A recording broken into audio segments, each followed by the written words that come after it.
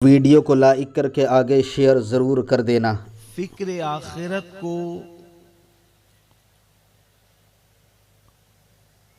قوم کے سپرد کرتے ہوئے اور آخرت کی فکر کی جوت جگاتے ہوئے یوں عرض کرتے ہیں، راہ پرخار ہے کیا ہونا ہے، راہ پرخار ہے جو آخرت کی راہ ہے، جس کی طرف میرا اور آپ کا سفر جاری ہے اور سب کا سفر جاری ہے، راہ پرخار ہے کیا ہونا ہے، پاؤں افگار ہے کیا ہونا ہے، تیرے بیمار کو میرے عیسیٰ غش لگاتار ہے کیا ہونا ہے، دور جانا ہے رہا دن تھوڑا، دور جانا ہے رہا دن تھوڑا، کوچ تیار ہے کیا ہونا ہے، کوچ تیار ہے کیا ہونا ہے، دل ہمیں تم سے لگانا ہی نہ تھا، دل ہمیں تم سے لگانا ہی نہ تھا، اب سفر بار ہے کیا ہونا ہے، اب سفر بار ہے کیا ہونا ہے، کل وہاں دید کا دن آج یہاں، کل وہاں دید کا دن آج یہاں، آنکھ بیکار ہے کیا ہونا ہے، آنکھ بیکار ہے کیا ہونا ہے، اور اوروں سے چھپ کے کیے جس کے گناہ، اوروں سے چھپ کے کیے جس کے گناہ، وہ خبردار ہے کیا ہونا ہے، وہ خبردار ہے کیا ہونا ہے، اور کیوں رضا کڑتے ہو ہنستے اٹھو، کیوں رضا کڑتے ہو ہنستے اٹھو، جب وہ غفار ہے، جب وہ غفار ہے، کیوں رضا کڑتے ہو ہنستے اٹھو، جب وہ غفار ہے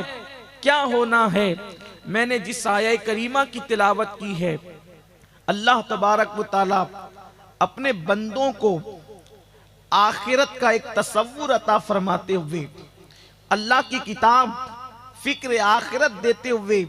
اور آخرت میں اللہ تبارک و تعالی اپنے بندوں سے کن کن باتوں کے متعلق سوال فرمائے گا،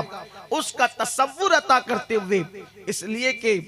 آج ہم حضور اکرم صلی اللہ علیہ وآلہ وسلم کے ظاہری دور سے تقریباً 1400 سال بلکہ 1450 سال دور ہو چکے ہیں، اور حضور اکرم صلی اللہ علیہ وآلہ وسلم سے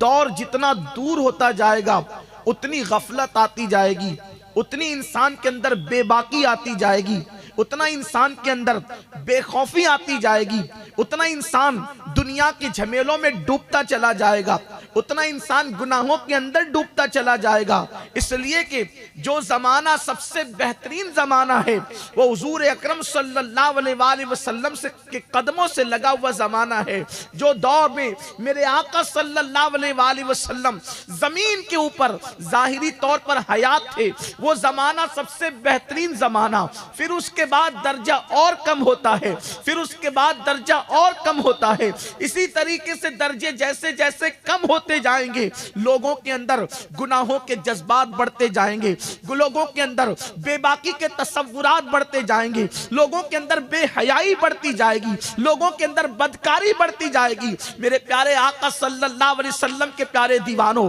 لیکن انسان یہ تصور نہ کرے کہ اللہ تبارک و تعالی انسان کو نعمت دے کر کے بھول گیا ہے۔ اچھی طرح یاد رکھنا، قدرت نے انسان کو جو جو نعمت دی ہے وہ نعمت دے کر قدرت بھول نہیں گئی ہے، میرا اللہ بھولنے سے پاک ہے، اور اللہ کا اعلان ہے اَيَحْسَبُ الْإِنسَانُ أَن يُتْرَكَ سُدًى، کیا انسان یہ تصور کرتا ہے کہ اللہ انسان سے حساب نہیں لے گا،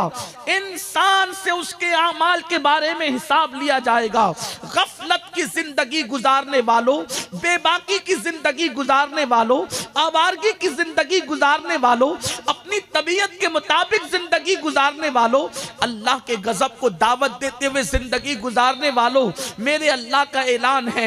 اَيَحْسَبُ الْإِنسَانُ أَن يُتْرَكَ سُدًى، کیا انسان یہ تصور کرتا ہے کہ ہم اس سے حساب نہیں لیں گے، حساب لیے بغیر چھوڑ دیں گے؟ نہیں نہیں، انسان سے حساب لیا جائے گا، اور کتنا لیا جائے گا، کہاں تک لیا جائے گا؟ تو قرآن کہتا ہے فَمَن يَعْمَلْ مِثْقَالَ ذَرَّةٍ خَيْرًا يَرَهُ وَمَن يَعْمَلْ مِثْقَالَ ذَرَّةٍ شَرًّا يَرَهُ، ایک ذرے کے برابر نیکی کی ہوگی اللہ اسے بھی دکھائے گا، اور ایک ذرے کے برابر برائی کی ہوگی اللہ اسے بھی دکھائے گا۔ اللہ نے یہ نہیں فرمایا، یرا فرمایا نا، دکھائیں گے تمہاری نیکی تمہیں قیامت کے دن۔ تھوڑا تصور کریں، قیامت کے دن تمہاری نیکی تمہیں دکھائیں گے، اور قیامت کے دن تمہاری بدی بھی تمہیں دکھائیں گے، قیامت کے دن تمہاری برائی بھی تمہیں دکھائیں گے۔ دکھانے کے لیے کہا کہ ہم دکھائیں گے تمہیں کہ تم نے کیا کیا تھا۔ بلا تمثیل غور کیجئے، اللہ نہ کرے، ہزار بار نہ کرے، کسی بندے نے چوری کی، کسی بندے نے چوری کی، اور چوری کرنے کے بعد اس کو کسی نے دیکھا، اور دیکھنے کے بعد پھر کہا اے فلاں تو نے چوری کی، تو بولو وہ بندہ اتنا شرمندہ نہیں ہوگا، وہ بندہ اتنا نادم نہیں ہوگا، اس پر کوئی اثر اتنا نہیں پڑے گا۔ وہ کہہ بھی سکتا ہے آپ کے پاس ثبوت کیا ہے، آپ جھوٹ بول رہے ہیں، آپ کے گواہ جھوٹ بول رہے ہیں، میں نے کوئی چوری نہیں کی ہے، میں چور نہیں ہوں، میں نمازی ہوں، میں نیک بندہ ہوں، میں اچھا انسان ہوں۔ اگر انسان کو اس کے گناہ کے متعلق بولا جائے اتنی شرمندگی نہیں ہوتی، لیکن ایک بندہ ہے وہ چوری کر رہا تھا، چوری کرتے کرتے اس کی ویڈیو بنا لی گئی، اور ویڈیو بنانے کے بعد مجمع عام میں وہ ویڈیو چلا دی گئی، اور کہا دیکھو یہ آپ ہی ہیں، یہ آپ ہی ہیں، تو بتاؤ اس وقت اس پر کیا گزرے گی؟ کچھ بولا نہیں جا رہا ہے کہ آپ چور ہیں، کچھ بولا نہیں جا رہا ہے کہ آپ پاپی ہیں، وہ ویڈیو بنائی گئی ہے، اور وہ ویڈیو چل رہی ہے لوگوں کے سامنے، اور کہا جا رہا ہے یہ آپ ہی ہیں۔ اب تھوڑا تصور کرو اس کی ذلت کا عالم کیا ہوگا،